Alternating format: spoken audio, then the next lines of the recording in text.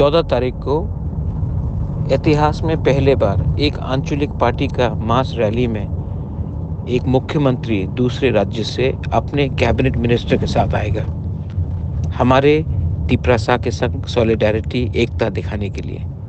मैं आप सबको हर वीसी से दरख्वास्त करता हूं कि आप लोग अपने कामी से, अपने गांव से, हर वीसी से बड़े नंबर में आइए खुमुलुंग सिंडिकेट ग्राउंड में और मैसेज दीजिए कि तिपरासा अभी तक हारा नहीं है, तिपरासा अभी तक इतना कमज़ोर नहीं है कि हम अपने अधिकार के लिए फाइट नहीं कर सकते हैं।